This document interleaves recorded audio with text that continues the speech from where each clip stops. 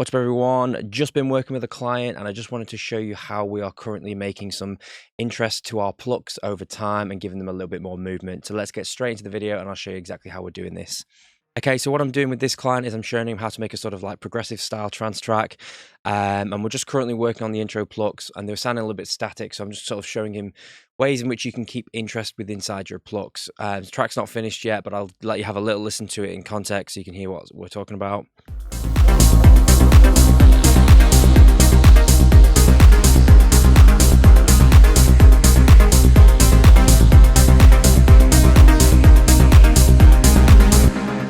Okay, so the plucks in question are these ones. And what I've basically done here, we're in Serum and they were sounding somewhat a little bit static. It's a very simple sort of intro pluck, so not a lot of interest there in terms of the musical side of it, keeping things simple. So what we've got to do here is create some interest within the actual sound design itself. So what we've done here, what I've done here to show him is we've got, let me just go through the different LFOs. So it's just a standard saw pluck. What I've got here in the LFOs, this is the section I want to kind of show you, is we've got LFO 1 going to the filter, the low pass filter. And as you can see here, over 1 bar, it's kind of going in and out. Let me just disable some of these a second so you can see what else is happening.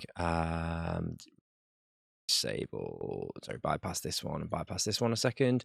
Also going to bypass these as well. So right, okay, cool. So in here, we've got this happening. So the LFO here is mapped to the cutoff, and this is kind of going up and down over 1 bar. Now, I've also got an envelope here going to the filter. So let me just turn this off a second as well so you can see what's happening. Bypass this one.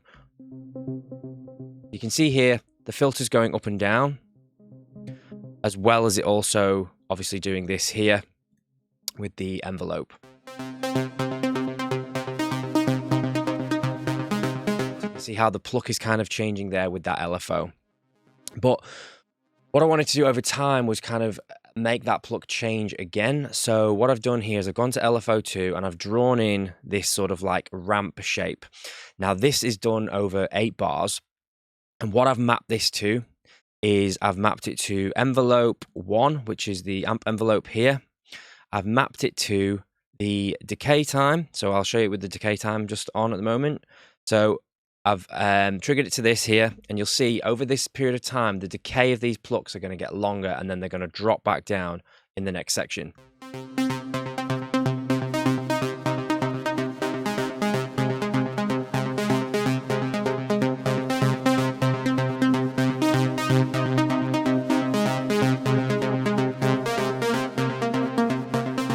Creating that very subtle kind of tension inside the track. As I say, if you've got simplistic sounds, we want to try and create sort of like different subtleties in the track to sort of create that movement and keep the listener interested. So again, very subtle, but if you do these over little tiny bits of your track, it's going to make a huge difference.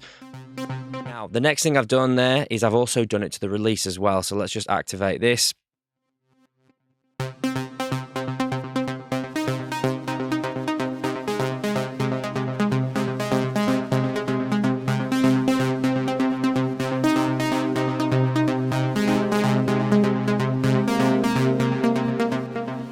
That's happening with the release. I'm going to show you in context as well. Now, the reason why I've brought this back here a little bit and ramped it back down is at the end of the 8 bars, it's going to go into another phase in the track, and it kind of just drops off the face of the earth a little bit there at that part of the track, and it didn't sound quite right. So I brought it back to being plucky again, so that when the next section of the track, the next 8 bars happens, it kind of goes back into the pluck again. So let's have a listen to it in context.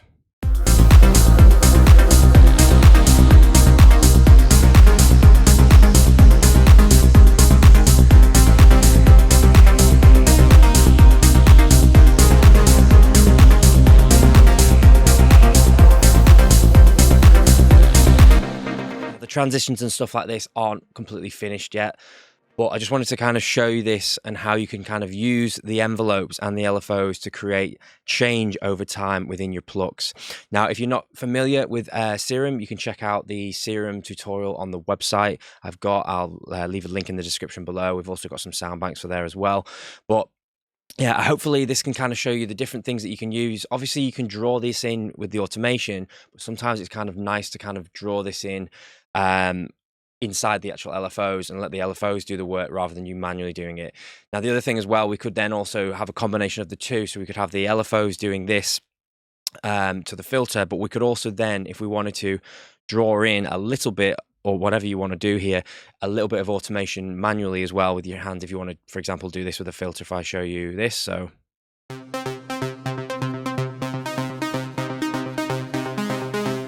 This will then follow this as well. So I hope this has helped. If you haven't yet checked out any of the other tutorials on the website, be sure to do that. And also be sure to subscribe and get notified whenever the new videos come. Thanks a lot for watching. I'll see you again soon.